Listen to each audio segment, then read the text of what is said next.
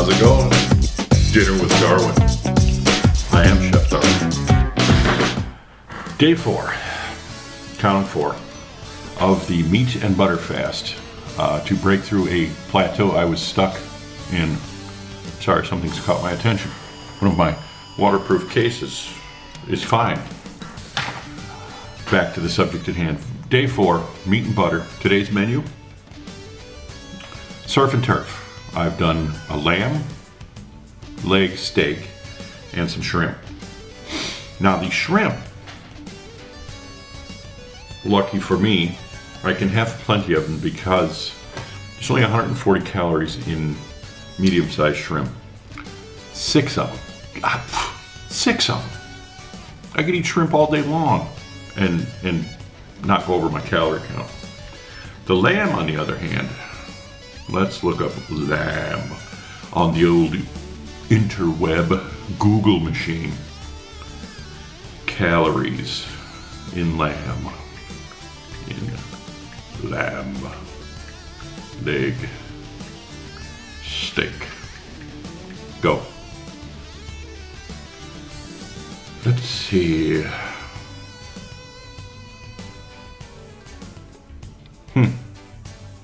6 carbs. Interesting. It doesn't say what size this is, so here we go. I looked this up the other day, but unfortunately, my memory's just not what it was. Let's 100 grams.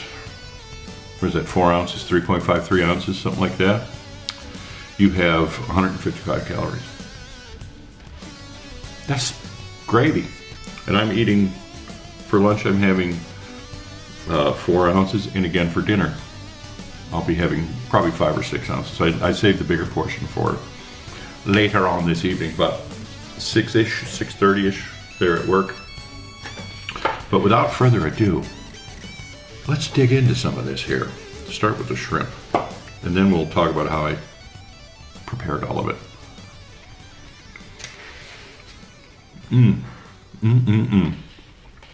I gotta tell you, seafood, it's up there.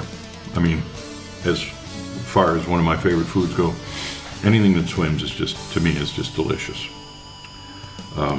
In preparation for today's meal, what I did was I just slowly melted some butter in a pan, salted and peppered the shrimp, and did sort of a, you would call it a sous vide method without packaging the shrimp. I just let it slowly simmer in the butter. And simmer is way too strong of a word.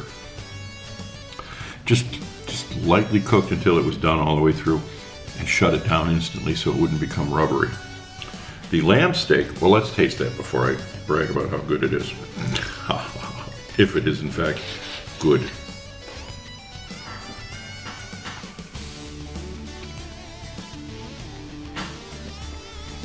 Very flavorful. Okay. Hot cast iron. Salt and pepper, leg of lamb. It's so good. I heated up some butter. I finely diced some homegrown sage, and I put it in the butter. Hi. There's another camera over here. I put the sage in the butter, and then I slowly heated it in the microwave. Well, I heated it in the microwave for 20 seconds and stirred it together. And after the salt and pepper, I spread it on the side of one side of the steak, and I laid that into the hot cast iron. I seasoned the other side and did again the same with the butter and the sage.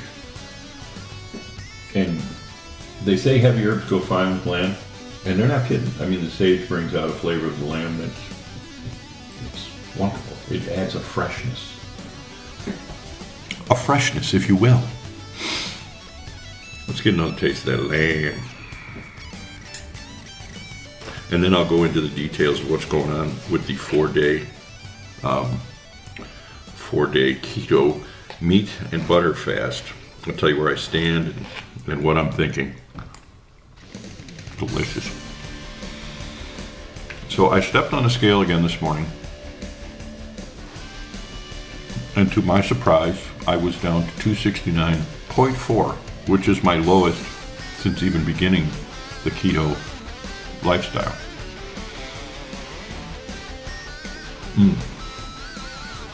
I wish I could describe to you that flavor. It's completely different than steak because it's lamb.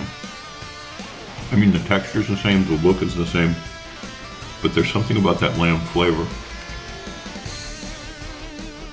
It's right on the precipice of gaminess, but just enough to add, wow, umami, as they call it. But and not too much, not like venison, because, well, venison, I don't care for venison. I know people are going, well, you never tried my venison. I've had venison up to 50 times, and it's just not for me. It doesn't matter who prepares it. It's just not for me. I stepped on the scale, 269.4. I'm not saying this is the breakthrough of my plateau. This is the final day of this meat fast. And this is my lowest weight since May.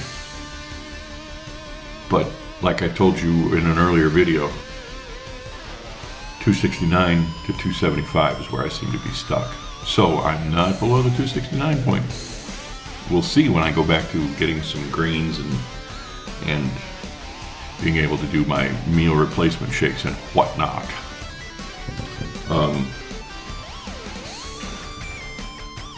It's a step in the right direction. It makes me happy. It spurs me on, if you will. I'm more energized to continue. I will go back to normal eating tomorrow. And I would like to give that a couple of days to see what happens, to see if there is further progress, that the plateau has been broken through. If not, we'll take other measures. I'll try that egg diet again because I know that one really works. And we'll go from there. And furthermore, I want to issue an apology for a video that I turned out. It was video number 2 in this 4-part series. What a travesty of filmmaking that was. There's mistakes in there that I didn't edit out. I even titled it Day 3 when it's not, it's Day 2. My math was off. The editing was crappy. I didn't throw enough attention at the video, and I would like to apologize. I would take it down and redo it, but I'm human, and time, unfortunately for me, is a huge factor. That had nothing to do with that. I shouldn't have done the video when I did. I should have just postponed the put out of the video. But I'm anxious for you guys to see this series. And again, I'm making excuses. Please just accept my firm and solid apology for that video. Okay? Okay. Thank you so much. I'm going to get on with my dinner. You guys get on with your day. And as if you could help it, go with God, my friends. Bye-bye now. Where's the button? That's not the button. I can't find the button.